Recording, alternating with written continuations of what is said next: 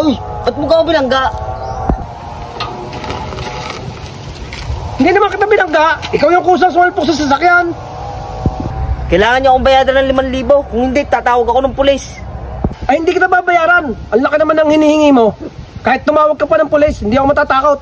Tulungan niyo ako! Tulungan niyo ako! Binangga ako dito! Uy, anong ginagawa mo? Ba't ka nagsisisigaw? Uy kuya, huwag ka maniniwala. Nampupudo lang ito. Hoy! Huwag kang mangialam! Hindi mo na makita pangyayari! Kuya, tingnan mo ito. Ganito ang pangyayari.